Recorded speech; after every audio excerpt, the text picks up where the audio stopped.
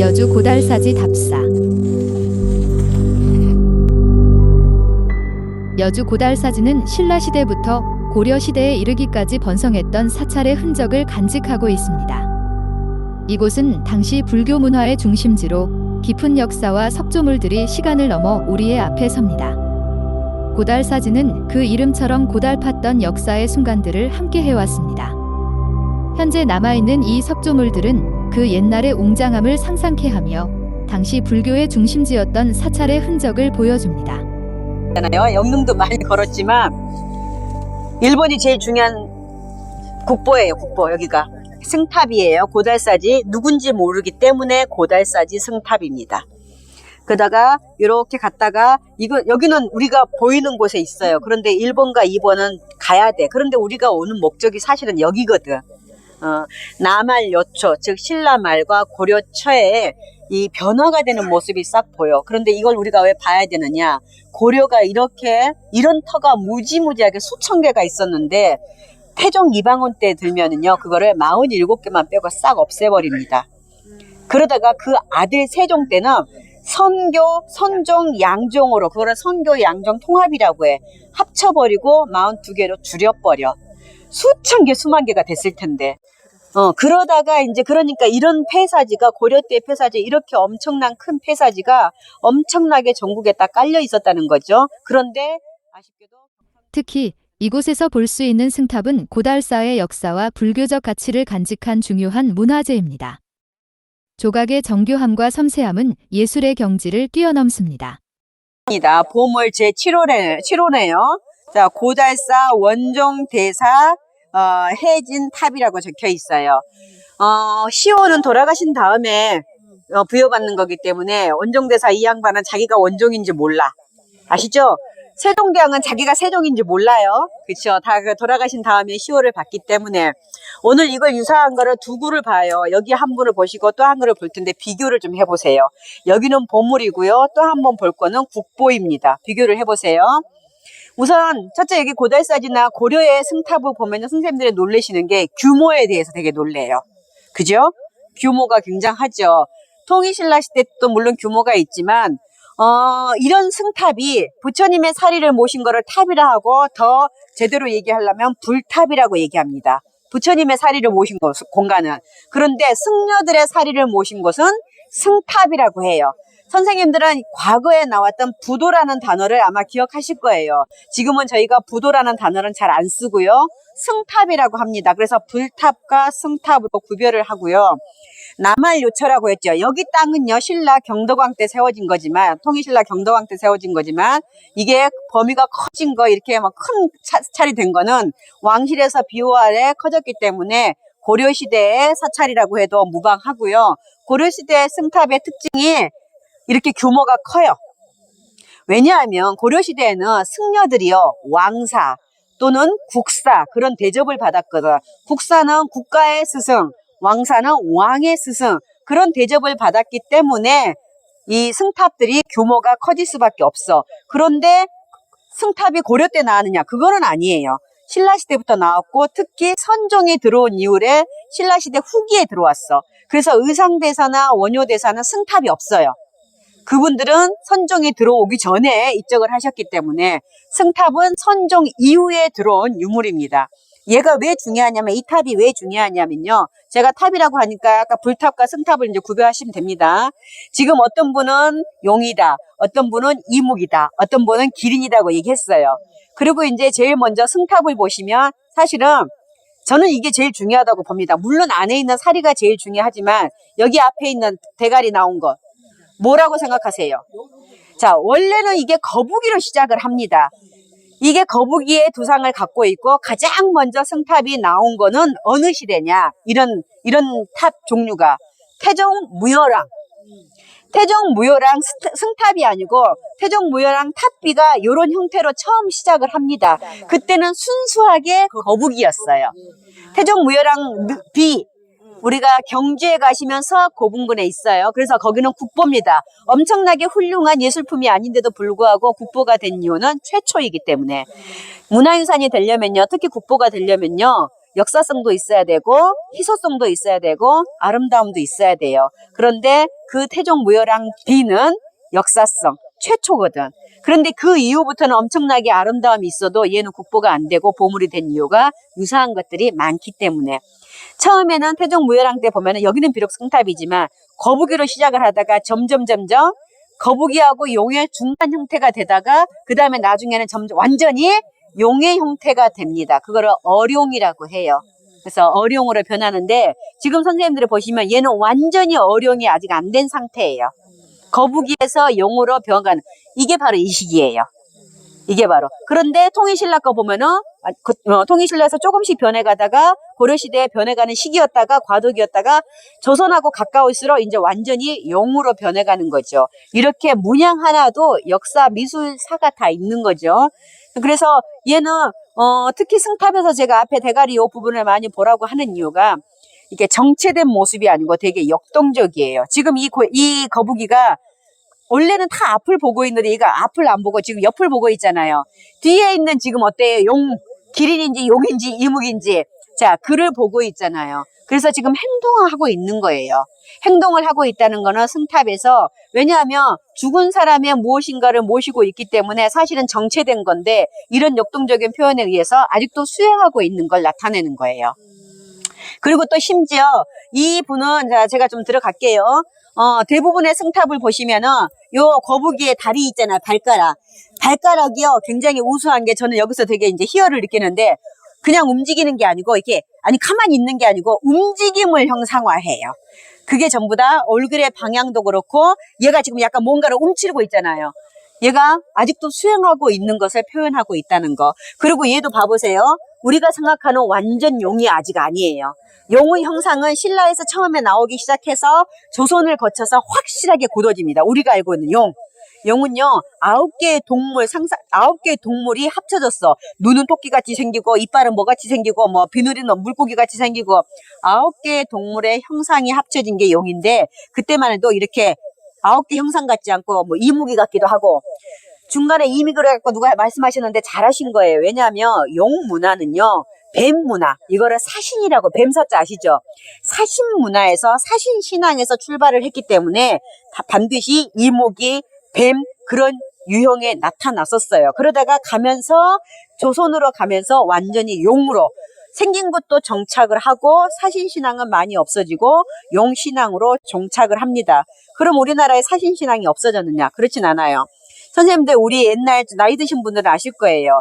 집안에 터줏대감 또는 터신 구렁이 함부로 안 죽이잖아요. 그러면 그게 무엇이냐? 우리들 마음속에 사신신앙, 즉 뱀신앙이 남아있다는 뜻이에요. 이거를 기독교식으로만 해석을 하면요. 사탄이라 해서 죽이려 하겠죠. 그런데 우리 마음속에 나는 뱀을 안 믿지만 우리의 DNA 속에는 사신신앙, 즉 뱀신앙이 남아있었다는 거죠. 미술학적으로도 얘는 그 사신에서 뱀신에서 점차 용으로 넘어가는 시기예요. 그리고 선생님들이 나중에 보시겠지만 하나, 둘, 여기는 둘만 있나요? 뒤에 셋, 넷. 승탑에 이렇게 고달사지 이외에서는 이렇게 4마리가 이제 용이라고 합시다. 용에서 이묵에서 용으로 넘어가는 시기지만 이렇게 4마리가 다 조각이 된 경우는 드물어요. 2마리가 꿈틀꿈틀 해가지고 이제 이 고개를 맞대고 얼굴을 맞대고 있는 경우는 많지만 이렇게 4마리가 근데 이 보세요. 얘가 용에서 이무기에서 그런 변하게 된 게 물고기 같은 비늘 있죠. 그래서 용은요 9개 동물이 형상화됐다고 해요. 여기도 보시면 용의 목과 이 비늘이 다 연결이 돼 있어요. 그래서 4마리가 그냥 딱 따로따로 있는 것이 아니고 또아리를 틀고 있어서 또아리는 뱀이 틀잖아요. 또아리가 틀고 있어서 뒤에 있는 뱀과 옆에 있는 뱀들과 마주보고 있고 붙어 있어요. 자, 기단부에 있는 요 엎드려 있는 복년입니다. 그 다음에 여기 올라가 있는 악년입니다. 이렇게 항상 불교에서 불교 미술에서는 연을 표시하는데 복년과 엎드릴 복자예요. 그 다음에 위에 앙은 떠받들 앙자예요. 복년과 악년을 항상 대칭으로 이렇게 장식을 합니다. 여기를 기단부라 하고요. 자, 여기를 몸돌이를 하겠죠. 여기 뭘 해놨네요. 저거는 저게 문비예요. 지금 네모칸 있죠. 대문의 뜻이에요. 대문. 거기가 대문이고 그 안에 사리가 모셔져 있다고 생각하시면 돼요. 그러면 지금 누군가가 저 유리 돼 있는 거 문비라고 해서 문고리가 있었어요. 문고리가 있던 자리를 지금 표시해 놓은 거. 왜냐하면 수리하기 위해서라든가 아니면 누군가가 뭐 어떻게 아마 수리를 위해서 그랬을 거예요. 그래서 진짜로 문고리 같은 게 달려 있어요. 그렇게 문고리처럼 달려 있는 경우도 있고, 여기는 남아래에서 여초기 때문에 달려 있는 게 아니고 돌 조각으로 돌로 새겨져 있어요. 이거를 문비라 하고, 미술자적으로는 문비라 하고, 문비를 새기는 이유는 저 안에 사리가 들어있고 여기는 돌아가신 그분이 살고 계시는 집이라 생각하기 때문에 대문 같은 거를 그려놓는 거예요. 그 다음에 지금 선생님들 이 동상 그 인물상에 몇 분인가 한번 봐보세요. 한 분, 두 분. 저 뒤에는 6분일 수는 없어. 4분 아니면 8분이셔야 돼. 왜냐하면 4분이라는 거는 사천왕이 지키고 있다는 거고, 8분이 되려면은 8부중상이 돼야 돼. 자, 여기는 지금 몇 분이 있어요? 4분이에요. 그러면 사천왕이 지금 저 양반을 안에 있는 그 원종 그분을 지키고 있다는 뜻이에요. 그래서 누군가가 왜 우리가 절에 가면은 부처님을 뭐 외워하듯이 지키고 있듯이 여기는 4명이 자 지키고 있다는 거에서 문비 안에는 사천왕이 그 사리가 모셔져 있다고 생각을 하시면 되고요. 자, 이 기모를 보시고 확인을 해 보시고, 자, 그리고 보시면 이제 상륜부를 보시면 돼요. 여기를 기단부라 하고 여기를 탑신부라 하고 위에를 상륜부라 하면 되는데, 상륜부를 보시면 이렇게 이렇게 버선 코같이 이렇게 문양이 있죠. 요거 오늘 제가 핸드 포인트를 안 갖고 왔네. 요거를 귀꽃이라고 해. 귀꽃. 우리 기절을 귀꽃이라고 해요. 우리의 정통 스타일입니다. 우리 한국의 승탑이나 탑의 스타일인데, 일본과 비교를 하자면요, 일본은 저게 이렇게 고사리, 우리 아까 고사리 먹었잖아요. 고사리 모양으로 이렇게 휘어졌어요. 그거를 와라비타라에서 차이점이에요. 자, 그래서 우리는 이렇게 귀꽃, 근데 귀꽃이 완벽하게 아마 국보에서는 좀 더 완벽하게 남아있을 거예요. 저게 바로 우리나라 스타일 국보이고요. 위에 상륜부에 올라가시면요, 원래 신라시대 때는 위에가 더 복잡해. 그런데 고려로 가면서 위에 상륜부를 확 뭐랄까 간단하게 했다고나 할까. 고려로 가면 간단하게 합니다. 그래서 고려 후기로 가면 더욱더 간단해져요. 고려 후기는요, 탑이 거의 그냥 아주 단순해. 그래서 이렇게 승탑이나 불탑이 복잡하고 아름다움을 취하는 거는 통일신라와 고려 초입니다. 그 넘어가면 점점 더 예술 작품이 떨어져요. 예술력이. 그럼 고려시대 예술품은요, 그림과 도자기에서 꽃을 확 피우죠. 그림은 어떤 그림? 불화에서. 기억하시죠? 그러다가 멈칫하다고 있다가 조선에 가면은 괴불, 커다란 괴불에서 또 불상에서, 우리가 고려시대 불상은 지금 많이 없거든요. 그래서 불상과 괴불에서 조선시대에서는 불교 문화가 꽃을 피우기 시작합니다. 자, 이런 무늬는 구름무늬라고 해요.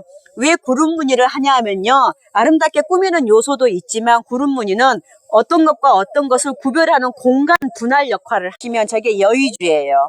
그러네. 맨 꼭대기 여의주라고 얘기하지만 여의주는 누가 갖고 있냐면요, 용왕이 갖고 있죠. 용화. 그래서 여의주라 하고, 원래는 여의주가 아니고 여의보주입니다. 줄여서 여의주라 하고요. 여의주가 뭐에 감싸져 있죠. 그쵸. 여의주는 동그란 공 같은데, 자, 저게 일종의 우리 용이 여의주를 감고 있고 막 화염 같은 거 있잖아. 화염, 불꽃.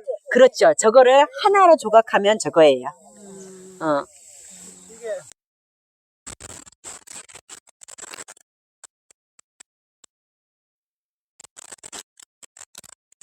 그쵸.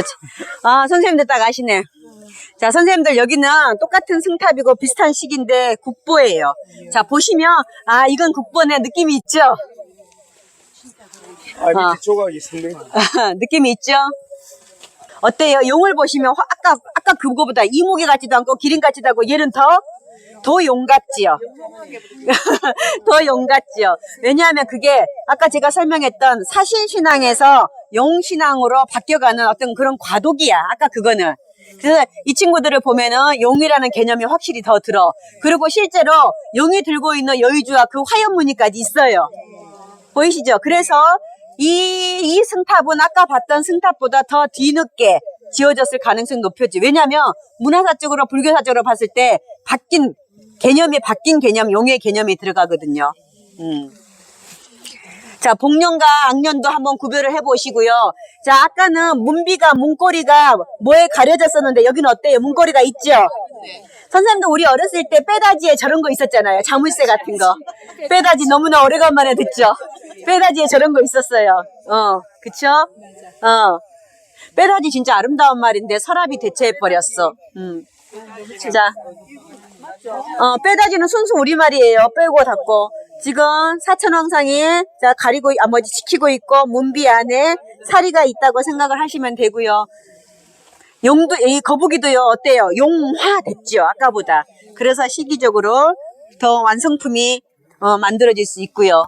용문양도 한번 봐보십시오. 용문양도 아까보다 훨씬 더 선명하고 확실하게 더. 그렇죠. 자, 귓꽃도 아까보다 덜 깨졌어. 여기 뒤에는 좀 깨졌지만 상륜부도 아까보다 훨씬 더 보존이 되어 있고 귓꽃의 무늬도 더 선명해요. 여의주도 한번 봐보실랍니까? 저 위에 상륜부 동그란 여의주가 어때요? 굉장히 저거를 보륜이라 해요. 여의주는 저 꼭대기에 있고 제일 꼭대기 상투처럼 있고 보륜이 저렇게 선명하게 동그랗게 아까보다 비슷한 시기이지만 훨씬 더 작품이 우수하다는 걸 선생님들이 느낄 수 있으십니다. 공약물이 놓이고 향로가 놓이고 그런 거예요. 그렇죠. 사람이 앉아서 절을 하는 공간은 절대 아니에요. 이거 배례석이라고 하니까 사람들이 정말 여기서 무릎 꿇고 그렇게 할 수는 있어요. 이렇게 무릎을 꿇고 할 수는 있어요. 근데 우리가 생각하는 절을 한다는 건 절대 아닙니다. 이거는 이제 문인선이나 무인석처럼 일반 사찰은 이런 거 잘 안 되잖아요. 그러니까 문인석이나 무인석처럼 이렇게 지키는 용도로 장식성 더하기. 왜냐하면 왕릉 같은 경우는 문인석, 무인석이 들어가고 동물이 들어가는데 여기는 또 그거는 아니거든. 불교는. 지금 아까 그 선생님 분이 단순해졌다고 했는데 정말 잘 보신 거예요. 왜냐하면 시기가 지나면서 작품이 예술품이 뛰어나지만 문양은 단순해집니다. 그러니까 상륜부를 보시면 아까보다 단순해졌잖아요. 맞아요. 잘 보신 거예요. 위에 상륜부 보면 단순해졌죠. 그러나 작품은 더 완성도가 높아지는 거죠. 점점 더 시간이 지나면서 고려가 되면요. 고려 후기가 들어가면 이런 좋은 작품이 안 나와요. 비천상이 어디 있어요, 여기? 밑에 있어요. 아, 비천상이. 여기하고 그러네요, 선생님들. 비천 공양상이 있네요. 자, 선생님들 여기를 보시면 한번 들어와서 보셔요. 지금은 문화재라는 단어를 안 쓰시는 거 아시죠? 이제 2024년 5월부터 정식으로 법이 바뀌어서 문화재라는 말은 안 쓰고 문화유산으로 바뀌었습니다. 그래서 지금 관공서도 문화재청이 아니고 국가유산청으로 바뀌었습니다. 공식 언어가. 이런 게 바뀌려면 아직 멀었어요. 이런 건 일본 문화 잔재라서 다 없앴고요. 자, 선생님들 보시면 비천상이 있잖아요. 자, 이건 그냥 비천도 비천이지만 공양상이라고 해요. 비천 공양상이죠. 묻혀진 게 뭔가를 드리는 거예요. 여기는요, 손에 이렇게 뭐 하는 거 보니까 원래 뭐가 있었던 것 같아요.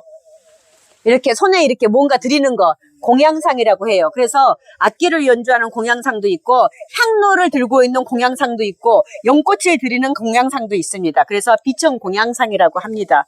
비천은 그냥 날아가는 모습이고 공양상은 손에 무엇인가를 가지고 드리는 거죠.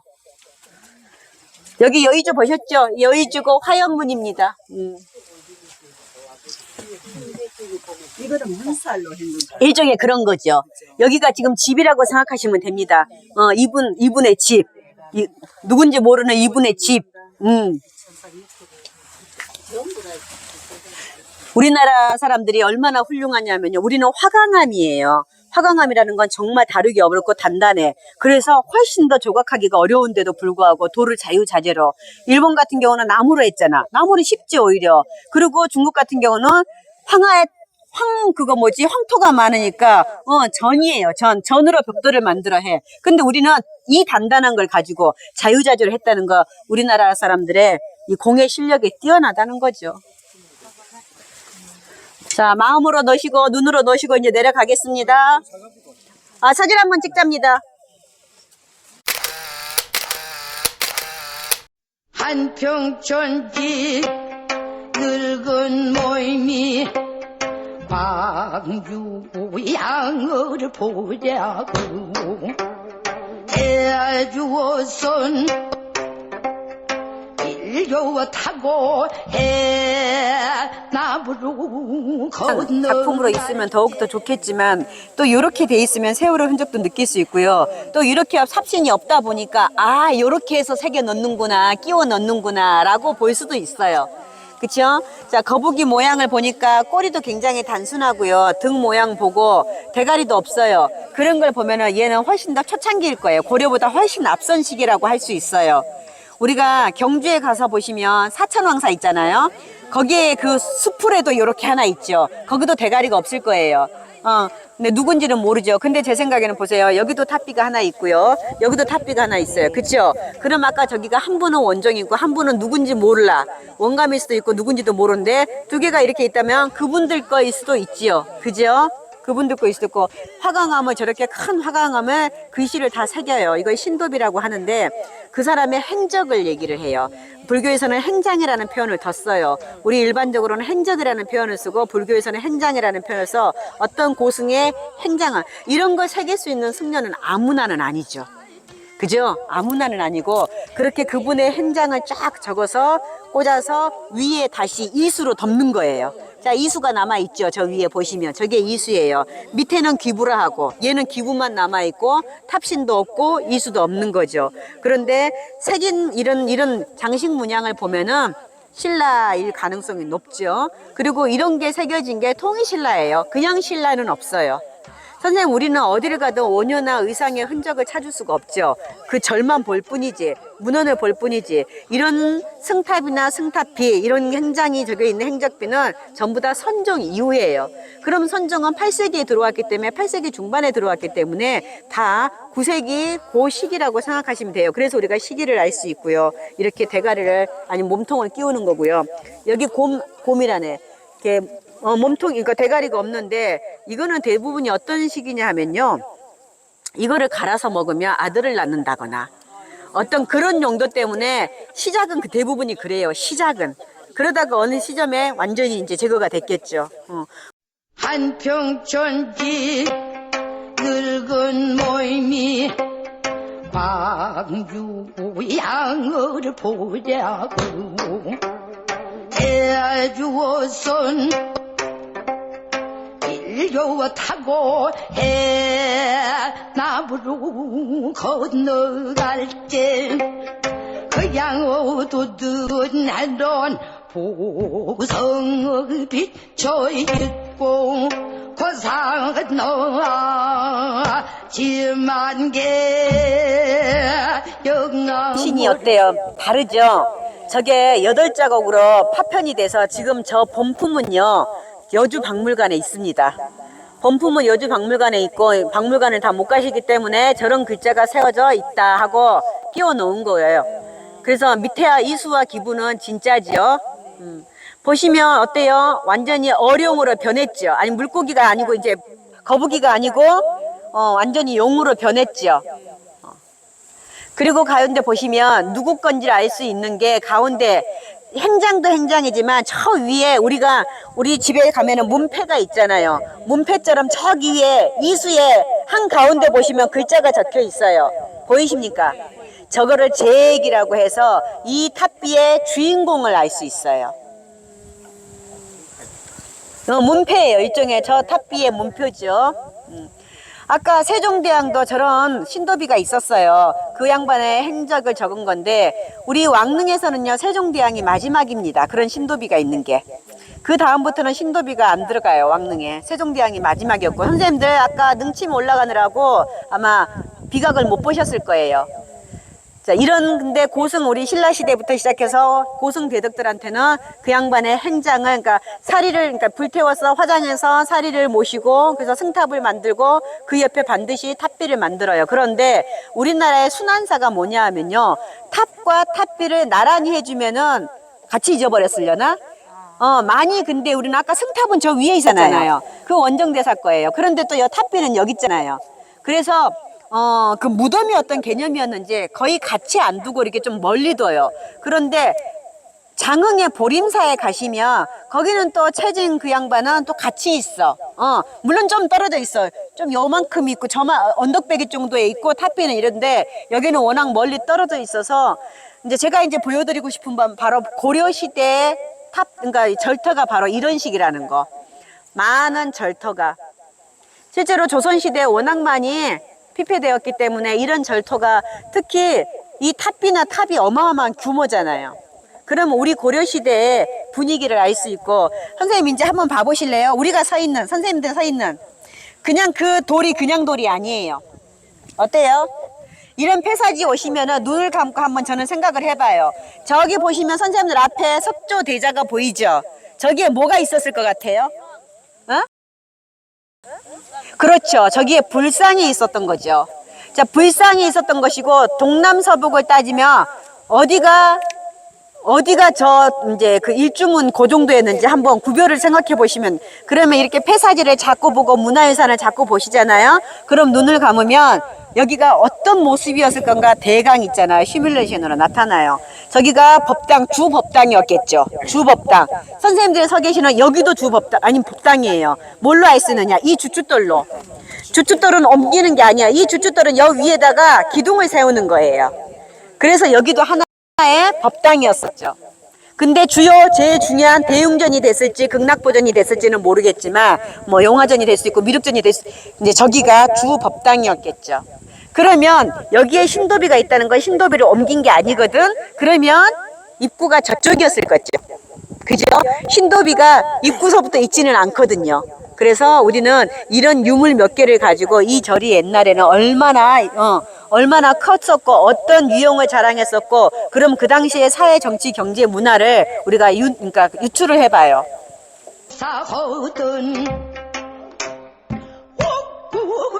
백성인 비상도가 둘러쓰니 산철이조 은경원 원한이 미긋등미로다 그들을 옮버리고 지내보소